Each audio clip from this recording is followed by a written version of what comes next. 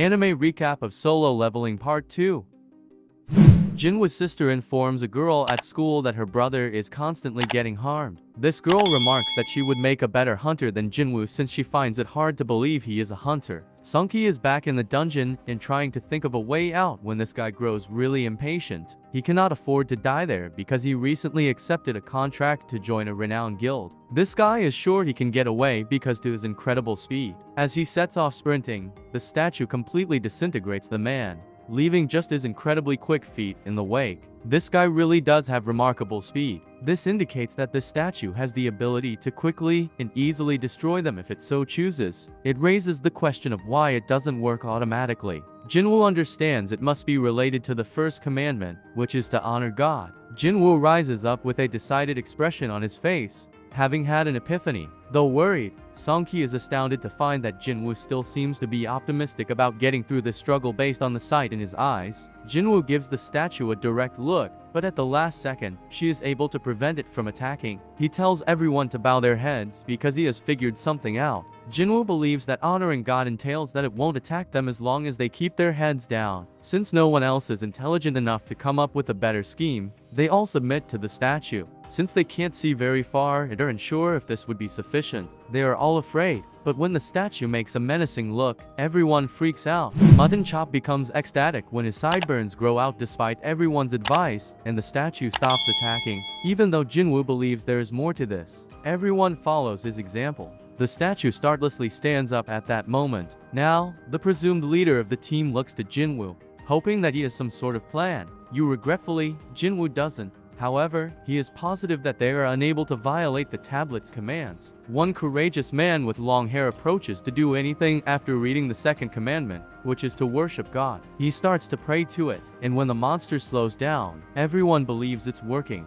However, Jinwoo is more knowledgeable and discloses that this god is not affected by the man's remarks. Everyone screams as the statue stomps on the hapless victim right away. When a side character female gets crushed, there's complete mayhem, and everyone decides it's best to spread out. Park considers how he would never be able to leave his family without a father, but he chooses the incorrect spot to remain motionless as another statue slashes through him as well. Jinwoo is running with Ju-hai and is trying very hard to figure out what it means to praise God. He cannot think of anything good to say about this monster. It is almost the devil, but he is certain that he cannot leave Ju-hai alone.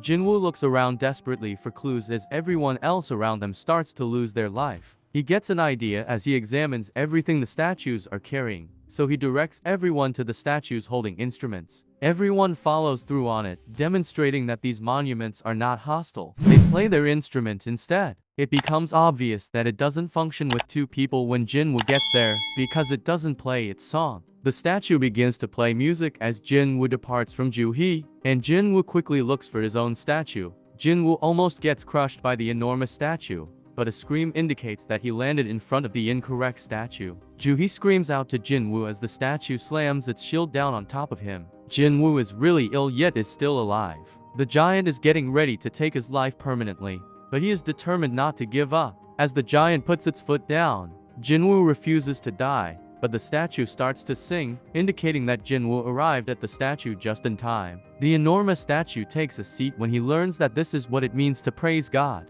Jinwoo assures Ju-hee that everything is well, but she is shocked to learn that his foot was severed. He attempts to comfort Ju-hee that everything will be alright, but she won't listen. Despite her body starting to deteriorate, she is desperate to heal him. The raid has gone so horrifyingly wrong that everyone is in shock. Song Kai is even told by one guy that losing his arm was retribution for being their leader and guiding them along this path. That seems a little harsh to the others, but Song Kai accepts full responsibility. Though Jinwoo is far more intelligent than all of them, he understands that there is only one more commandment left. Thus there is no time for fighting. The giant then raises an altar in the middle of the space. They are well known to Jinwoo from stories, whereby they are utilized to present offerings and sacrifices to the gods. It was the third commandment to show God your faith. Kim believes that someone's life must be on the line, and their leader is the best option. In his opinion, Song Kai is to blame for the deaths of their team members, which they have all had to watch. Going to the altar is Song Kai's decision. However, Jinwoo argues that since they voted to go down there, it isn't entirely his fault. As Songki gets closer to the altar, a fire breaks out, and he asks Jinwoo whether he needs to do anything more. As he begs the others for assistance in getting to the altar so he can inspect it, Jinwoo demonstrates his bravery in addition to being the brightest of the group. Jinwoo believes that nothing negative would happen to them, so they accept him and discover that more flames are emerging. Songki is persistently pestering Jinwoo for explanations, but he hasn't provided any as of yet. Since the gate has been open for a week, Songki says it's conceivable that the statues will begin to move once more before anyone arrives to save them. Jinwoo remembers that the dungeon break gate would take 7 days to open completely. The creatures can then pass through to the other side at that point. Beating the dungeon boss and closing the gate before the allotted time runs out is one of the raid's primary goals. This implies that the scary behemoth will be able to infiltrate their realm if they are unable to kill this boss right away. Jinna returns to their realm and visits Jinwoo's mother. She strikes up a conversation with her, but their mother is in terrible health. Jinwoo anticipates that each member of the gang needs a flame to light up.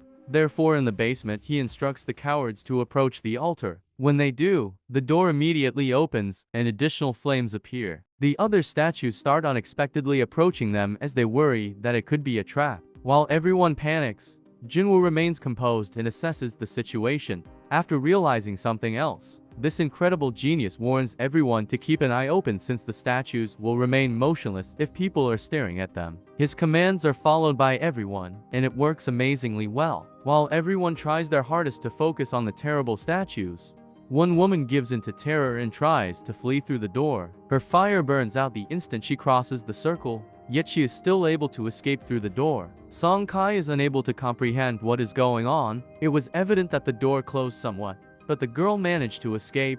Naturally, he looks to Jinwoo for clarification because he believes they must remain in the circle. Jinwoo is equally perplexed, but he examines everything once more. With time, the blue flames have been extinguishing. When someone managed to get away, one of the orange ones went out. The orders were to revere, to praise, and to demonstrate their faith in order of priority.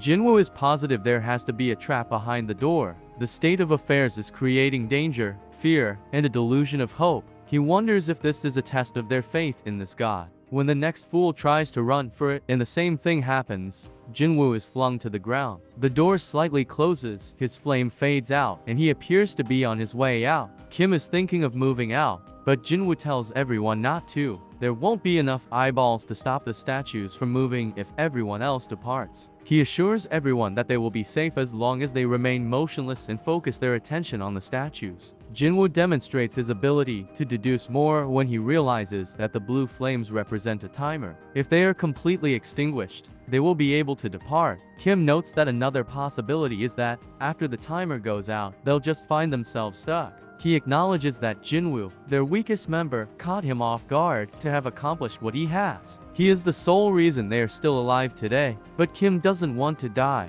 He has relatives waiting for him. He can't take the chance of Jinwoo being mistaken. All he wants is to get home. After apologizing, Kim bolts from the room. They start to move once more because there aren't enough eyes to monitor every statue. Jinwoo continues to tell himself that he has survived difficult circumstances in the past, and that he would not perish in this position. But Songki unexpectedly orders Jinwoo and Juhei to leave since the situation is obviously worse than it has ever been. He believes that as long as someone is standing by the altar, the door will remain open. He maintains that they should be the ones to go because they both have a long life ahead of them. Although Songki asks Juhei to take care of Jinwoo, Songki's legs give out. As Songki understands that Juhei must have overexerted herself in trying to heal Jinwoo, things couldn't possibly be any worse. Jinwoo tells them to go because things have taken a drastic turn. Songki is the only one with 2 functional feet to help Juhei get out of there. Jinwoo reminds Juhei that he has promised to take her out to lunch. Despite her belief that she should be the one left behind, he pledges to give her the change when he leaves the dungeon and offers her his jewel so she can use it to purchase food. She is reluctant to leave him behind, but Songki apologizes and turns out her lights after Juhei persists in refusing to leave him behind because they are truly running out of time. We have come to the end of the video. 100 likes on this video, and I will be dropping a part 3, and don't forget to hit the subscribe button down below. AnimeRecap.